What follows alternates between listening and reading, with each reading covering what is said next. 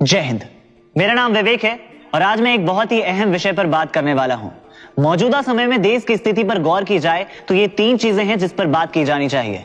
पहला कोविड-19, दूसरा देश की इकोनॉमी और तीसरा बाढ़। विडंबना यह है कि देश की मीडिया इन मुद्दों पर कम और गैर जरूरी मुद्दों पर ज्यादा बात करती है।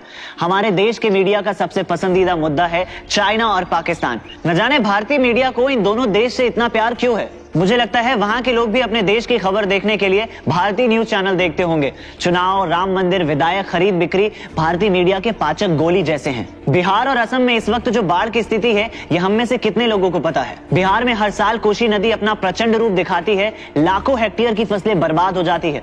पिछले साल पटना की क्या स्थिति थी ये हम सबको पता है, ये बात किसी से नहीं छुपी है। लेकिन मीडिया ने क्या ही रिपोर्टिंग की, कितनों की रिपोर्टिंग की, बस एक दिखावा भर। इस बार भी मीडिया बाढ़ की रिपोर्टिंग कम और आने वाले चुनाव में ज्यादा दिलचस्पी ले रही है। किसी को क्या फर्क पड़ी है कि असम में क्या हो रहा है, कितनों की फसलें बर्बाद हो गई, कितनों के घर तबाह हो गए, कितने जानवर मर गए, कितनों की जानें गई। इससे टीआरपी थोड़ी आएगी। टीआरपी तो तब आएगी जब वो ये दिखाएंगे कि पप्पू बैंकॉक क्यों जाता है। टीआरपी तो तब आएगी जब वो न्यूज छोड़ के ये दिखाएंगे कि सास बहू सीरियल में किसकी किससे लड़ाई हुई। और इतना ही नहीं, टीआरपी तो तब आएगी जब वो ये दिखाएंगे कि अमिताभ बच्चन लैट्रिन गए कि नहीं गए। कभी कभी अमिताभ बच्चन भी ये सोचता होगा कि अपनिच भगवान है। खैर, हम असम बाढ़ की बात कर रहे थे। यूं तो हम बहुत ढोल पीटते हैं उन 7 बहनों के नाम पर। 7 बहनें यानी कि नॉर्थ ईस्ट इंडिया के 7 स्टेट, उनके संपत्ति के नाम पर, उनकी संस्कृति के नाम पर। लेकिन आज जब उन बहनों के घर में मुसीबत आई तो हमने अपना मुंह फेर लिया। वह है जिम्मेदारी। असम का वन, असम के तेल, असम के सारे संसाधन भारत के लिए, लेकिन असम का बाढ़ सिर्फ असम के लिए। ऐसा क्यों? वो भारत के लिए क्यों नहीं? विभिन्न तरह की परीक्षाओं में यह सवाल सैकड़ों बार पूछा जा चुका है कि काजीरंगा नेशनल पार्क किस लिए प्रसिद्ध है।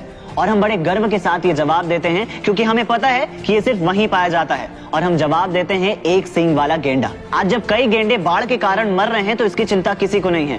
आने वाले समय में ये गेंडे सिर्फ प्रश्नों में ही दिखाई देंगे। कुछ दिन पहले जब केरल में एक प्रेग्नेंट हथिनी की मौत हुई थी तो उस पर मीडिया वालों ने खूब हल्ला मचाया था। लेकिन इन बेकसूर गेंडों के लिए कोई क्यों कुछ नहीं बोलता? क्यों मीडिया इनकी रिपोर्टिंग नहीं करती? क्या इसलिए कि वो उस पुजारी का इंटरव्यू लेने में व्यस्त हैं जो राम मंदिर की भूमि पूजन कराएगा, या वो उस फिल्मी स्टार की रिपोर्टिंग करने में व्यस्त हैं जो खेत में ट्रैक्टर चला रहा है? असम के 30 जिलों में 4663 गांव बाढ़ की चपेट में हैं। काजीरंगा नेशनल पार्क का 95% हिस्सा डूब गया है। लगभग 52 लाख जन आबादी इस बाढ़ से प्रभावित है और 81 लोग मर चुके हैं।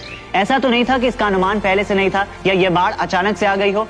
हर साल बाढ़ आती है और हर साल लाखों का नुकसान होता है और हर साल मीडिया इनके साथ सौतेले जैसा व्यवहार करती है। मगर क्या मीडिया का यही काम है कि वो इमरान खान, जिनपिंग और ओली के अतरंगी रिश्तों को दिखाए? भारतीय मीडिया का स्तर इतना गिर चुका है कि उनसे किसी चीज की उम्मीद करना अपने आप से बेईमानी है। लेकिन एक हिंदुस्तानी होने के नाते हमारा ये फर्ज बनता है कि अगर इन मुद्दों को लेकर कोई भी आगे आ रहा है तो उसकी बातों को हर हिंदुस्तानी तक पहुंचाएं, ताकि असम और बिहार में रहने वाले लोग अपने आप को अकेला ना समझे और वो इन चुनौतियों का डट कर सामना कर सके और इस मुश्किल घड़ी से जल्द निकल सके।